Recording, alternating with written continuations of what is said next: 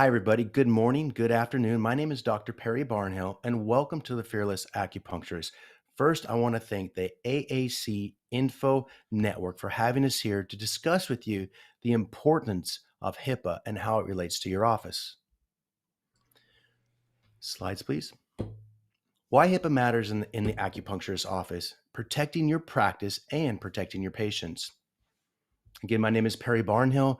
I have certifications in coding, certified medical auditing, certified professional compliance, and certified HIPAA privacy and security, meaning I can see what the HIPAA auditors are looking for. And this is why we've designed HIPAA program for you acupuncturists, because we live in a world where we take care of patients as well. So, in regards to HIPAA, what is it that most of us think? Well, a lot of us think that it's not talking about rather patients outside of the office. It's not leaving patients' names or their files or their charts in plain sight. We don't discuss their diagnoses or their conditions out loud. What about sign-in sheets? A lot of us think that, well, we don't have a sign-in sheet that's visible for everybody to see, so maybe we're good. Or maybe you have a manual that you've purchased and it's on the shelf. It's getting dust all over it, and we've never touched it. Some people think that, hey, if we have a manual, if it's filled out, we're good to go. Or sometimes we think, hey, listen, I already have an appointed compliance officer. They're doing everything they're supposed to. Actually, we hope they're doing everything they're supposed to. And so that means I'm good. So, what does compliance, HIPAA compliance specifically mean? Well, what it means is this: a compliance program, it's a continuous living, breathing program. It's something that has to be implemented upon, meaning we have to act upon it. We can't just, like I said earlier, have it, fill it out, and deal with it once and then just leave it alone. It's not cookie cutter. It can be customized to each individual office, depending on how you do things. Again, it must be routinely referenced. And it doesn't matter. Even if you spend a ton of money on it, $3,000, some people spend money on these things.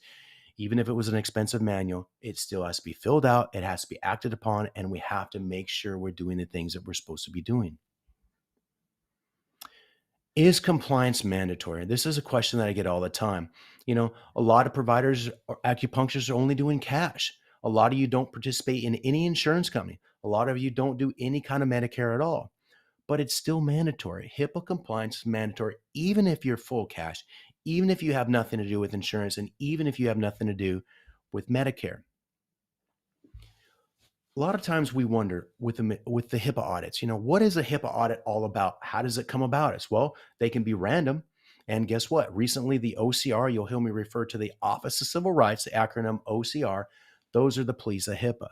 And they literally just recently announced that they are going to really start ramping up random audits in offices. So again, this is another reason we're going to really need to be on our toes and make sure that we're doing the things that we're supposed to be doing, because it's not worth the risk by not doing them, which we will talk about here in just a moment. Another way that we get audited from HIPAA or the OCR is complaints from patients sometimes. If a patient complains, they have to investigate by law, and they will. We can have staff members. Usually it's a former staff member or someone who's not happy with things, calls and complains about something, and here comes the OCR. Other providers, other doctors in the community. I mean, it can be a variety of healthcare providers that may call and complain onto you for whatever reason that may be. Usually, though, most HIPAA audits are the result of breaches. And we've all heard about cyber attacks. It can be the phishing attacks that we have. You've heard about hackers. We've heard about ransomware. Ransomware meaning that these hackers steal all the stuff from your computer, sort of hijack it, and then they ask for large amounts of money for you to regain all that information you had in your computer system, the PHI, the protected health information. Sometimes providers get themselves in big trouble because of physical theft. Somebody walks away with a file, you lose a file, something happens, that's a breach too. That's something where we would have to by law report. And then again, if we don't have our ducks in a row, if we don't have a manual, if it's not filled out, we're not doing that ongoing training, we could potentially be in big trouble. And then we have business associates, these third-party vendors that a lot of us use that have access to protected health information, like a lot of you may use outside billing people or billing companies. Those folks have to also be HIPAA compliant. And if they're not, you could potentially be liable too for any mistakes or breaches that they may have. Years ago, the OCR knew that providers were not doing what they were supposed to be doing. So guess what? They implemented a audit program where they were going to start doing random audits. And again, it began a long time ago. And guess what? Big surprise, right? Covered entities such as yourselves didn't do so well. As with many other providers out there in the healthcare industry, most of them, in fact, all of them didn't do that good. The results were not good. So then, of course, they did another phase and they got the same and similar results. And ironically, recently, within the last month or so, they've implemented more random audits as well. They basically said, hey, listen, we know people are not doing what they're supposed to be doing, so we're going to increase the amount of random audits. Again, another reason you need to make sure you have these things going in the right place, in the right direction, having your manuals, and it's not as complicated as it has to be. And I'm going to talk to you about that here in just a second. Here's the number one reason for fine and penalties, and they're all kind of the same thing. They're basically the risk assessments and analysis, the lack of doing them, for lack of a better way to explain it.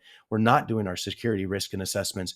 We're not having these physical safeguards that we're taking care of and making sure are in place, technical safeguards, kind of the computer side of things, or the administrative safeguards, the things that we have with our staff, or what they refer to as the ISER, the Information System Activity Review, basically making sure that all these protections are in place to protect the health information that we have with our patients.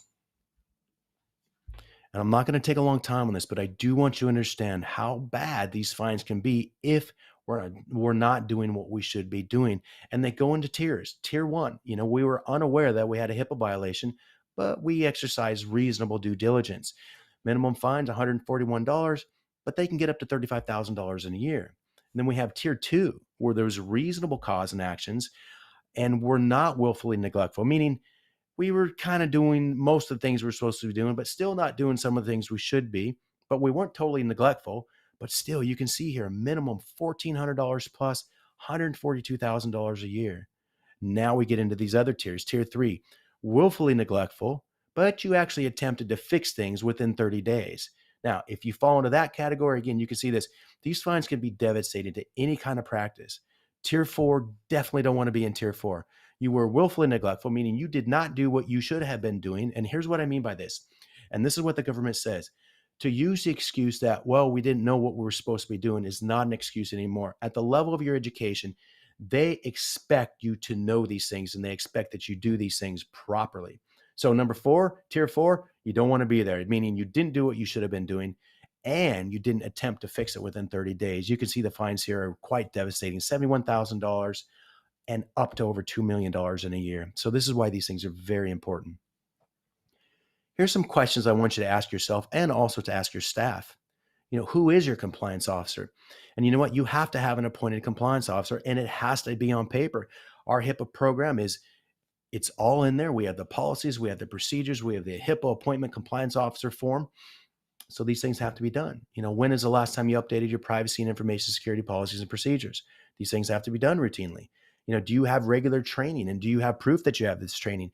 Meaning the OCR, the Office of Civil Rights, they think, okay, cool, you have a manual. It's all filled out. That's great. But if you can't prove that you're doing ongoing training, we provide monthly training, by the way, ongoing training, they say, not me, they say it's just as bad as not having a manual at all. Ridiculous. Yes, I agree. But this is what they say. So we do not want to fall into that category, because think of all those tiers. That's where we'll put ourselves potentially. Have you performed vulnerability tests on your networks? Meaning, are you making sure that your computers, your systems, your servers, that they're all secure? And do we have documented incident plans if in case there's a breach? And we have to notify patients, by the way. So if we have breaches, by law, we have to notify patients, and you have to have policies and procedures in place for this. A few other things, like I talked about earlier, do you have business associates? Well, a lot of us have business associates. For example, like I said earlier, third-party billers. If we have somebody that is billing for the services that we provide, they have to make sure that they are also doing what they should be in regards to protecting patient health information.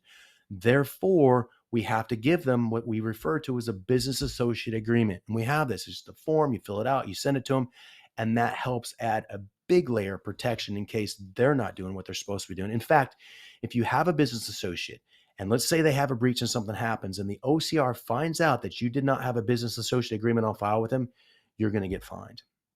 So we don't want to be there. Do you have physical safeguards, locks? I know it seems very simplistic, but physical safeguards, locks, there's other things, administrative safeguards like passwords, making sure the passwords are certain length and characters and certain kind of special characters. I mean, there's all kinds of things there. It's not complicated. I say this a lot of times too.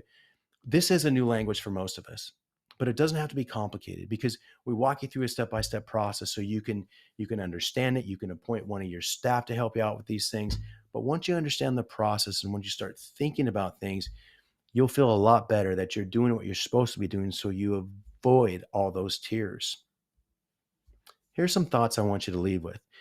And a lot of us think that, and again, like I said earlier, we don't understand this, so we ignore it. It's a language. I just don't get it. And I hope that it doesn't happen to me. And you know what? I hope it doesn't happen to you either. I hope it doesn't happen to any healthcare provider out there because our main focus as healthcare providers is to take care of our patients. That's what we went to all the schooling we went to for, and that's what we're best at doing. But the reality is this: we have to do these things, and we do not want to be that ostrich where we put our head in the sand and hope that it happens to us, because you know what? It is going to happen to some of us, and we don't want to be there. We don't want to be vulnerable. It's usually not if, but it's when. Here's the cool thing: you can delegate one of your staff members to do this, so that you can focus on your patients. You can take care of the things that you're really really good at. It's simple enough to have a staff member take care of it. It's a step by step process. There's modules, there's chapters. It's just very very user friendly. You need someone to help? Here's some next steps. You can download the HIPAA compliance checklist here. You can click the QR code, and this compliance checklist is a list that you go to. Now, if you can't answer yes, or if you can't say that you're doing all those things, this means you're not HIPAA compliant, and this means that you're at risk. This means this is a position that you do not want to be in, and you want to make sure you get it corrected and fixed. Couple different ways you can get a hold of me. One, you can schedule a demo if you'd like to. You can scan the QR code here and just take you straight to a demo. You can also go to fearlessacupuncturist.com. You can check that out. Or if you want to, you can contact me at Dr. Perry at Better HIPAA Blueprint. I am more than willing to talk to you, to discuss with you, because I don't want you to be in a position where you're potentially going to be fined. I also don't want your patient's information at risk. Just like when we go to our providers, our dentists, whoever that may be, we don't want our information leaked, like our social security numbers.